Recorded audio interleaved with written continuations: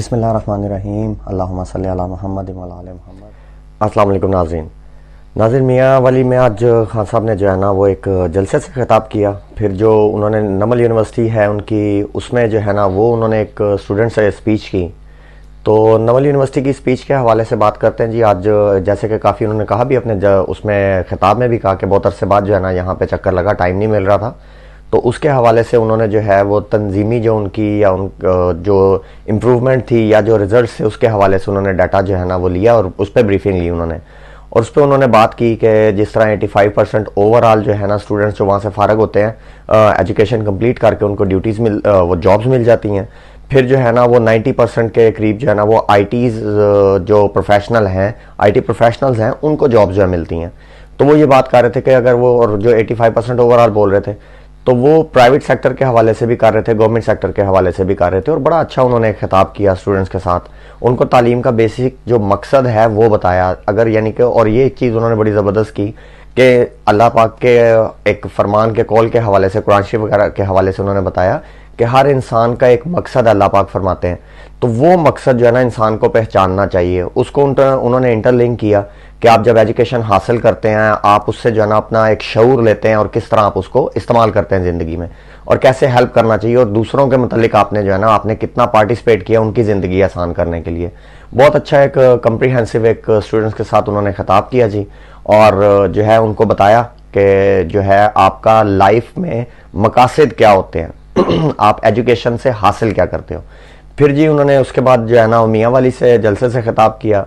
تو جیسے کہ وہ ہر جلسے میں کرتے ہیں ایک ریگولر روٹین کی باتیں ہوتی ہیں، پھر اس کے بعد کوئی نہ کوئی وہ ایک نئی چیز جو ہے نا 2-3 نئی چیزیں کرتے ہیں، تو ڈسکس کرتے ہیں جی نئی چیزوں کے حوالے سے۔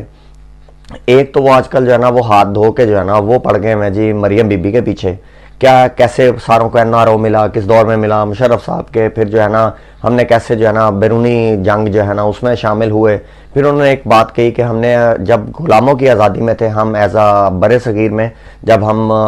ہندوستان کے ساتھ اکٹھے تھے تو ہم نے 2 جنگیں لڑی، ورلڈ وار 1 اور 2 میں، اس میں انہوں نے بتایا کہ جی ہمیں جو ہے نا صرف حکم دیا گیا جا کے وہاں پہ لڑو، اور کیونکہ ہم اس ٹائم غلام تھے، انہوں نے کہا آج بھی ہم ویسے ہی ہیں۔ اس کے حوالے سے انہوں نے اس کو جو ہے نا وہ ریلیٹ کیا آج کی ہماری سچویشن کو اور اس ٹائم کی سچویشن کو۔ پھر انہوں نے جو ہے نا مریم بی بی پہ کہا جی کہ جھوٹ بولنا جو ہے نا وہ کوئی آپ سے سیکھے، PhD آپ نے کی ہوئی ہے، اور حقیقت مانو پہ اس پہ بھی آپ سے بات کرتے ہیں کہ یہ لوگ کس طرح جو ہے نا وہ ڈرامے بازیاں ان کی چلتی ہیں جی، کہ جو ہے نا مجھے کوئی ٹرے میں جو ہے نا وہ پرات میں بھی رکھ کے اور بڑا جی اچھا کر کے بھی مجھے پاسپورٹ دے تو میں پاسپورٹ نہ لوں، اور پاسپورٹ ملنے کے بعد ایسے شوٹر ہوئی ہیں جیسے ہونے کا حق ہوتا ہے، پولیس کو دیکھ کے جیسے چور بھاگتا ہے ویسے بھاگی ہیں، ملی نہیں کہ گئی کی طرح۔ تو خیر جو ویلکم ہوا ماشاءاللہ یہاں پہ بھی ایئرپورٹ پہ، اور پھر آگے UK میں ہوا، وہ آپ ساروں کو پتہ ہی ہے، تو میرے خیال میں ان کی وہاں زندگی اور زیادہ عذاب میں پڑ جائے گی، یہاں پھر بھی سہولت تھی تو کسی نہ کسی طرح جو ہے نا وہ ٹائم پاس ہو جاتا تھا، وہاں نہیں ہونا۔ تو مریم اورنگزیب کا جو ایک لوگوں نے وہاں پہ UK میں بتایا کہ تھوڑا سا کہ ہم کیسے وارم ویلکم کرتے ہیں چوروں کو، وہ بھی ان کو سامنے ہوگا، اور اللہ خیر کی جدھر نکلنا یہ کچھ ہی چلنا ہے ان کا۔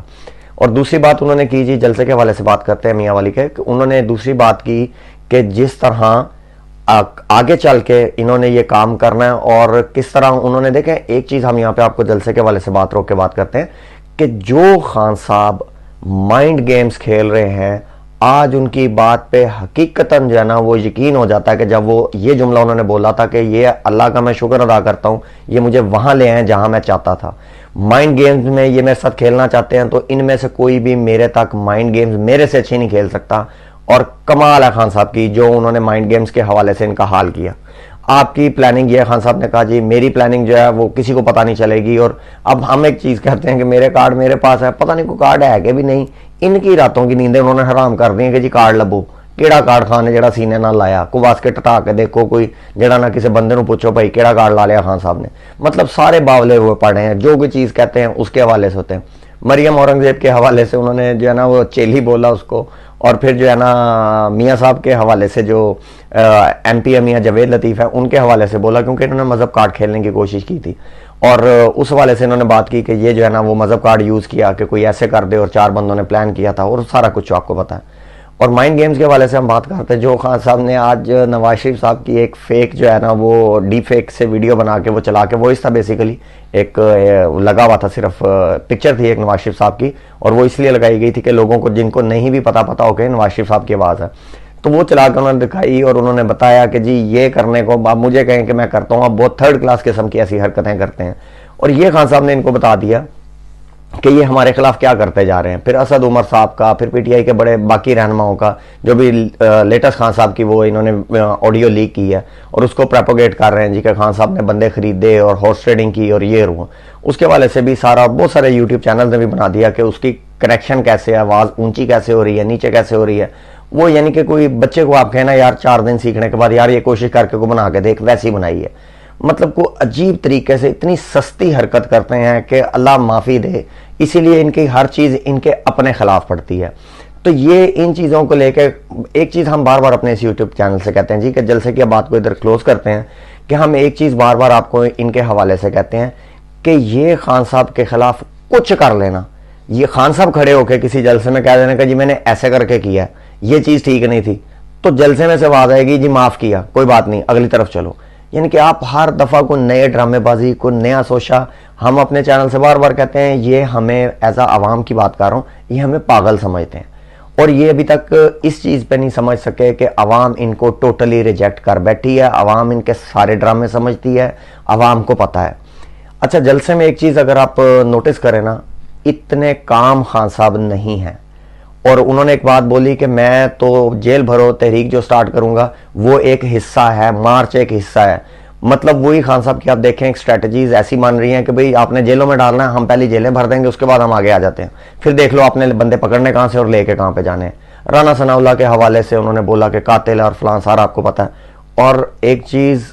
یہ کہ خان صاحب ان کو رگڑ رہے ہیں ریگ مار پہ، ان کی سمجھ میں کچھ نہیں آ رہا. اور خان صاحب کی خاموشی سکون بتا رہا ہے کہ جو ہم اپنے چینل سے بار بار میں آپ کو کہہ رہا ہوں کہ یہ حکومت کے جانے کا ٹائم آ چکا ہے، یہ ڈن ہو چکے ہیں.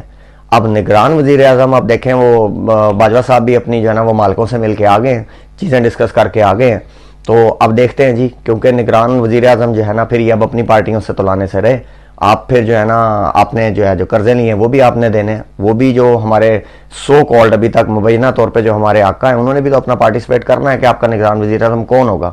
تو اس میں بہت زیادہ چانسز نام آ رہے ہیں کہ مشاہد حسین سید صاحب کا یا حفیظ شیخ صاحب، کیونکہ یہ لوگ ایک تو مشاہد حسین سید جو ہیں پرانے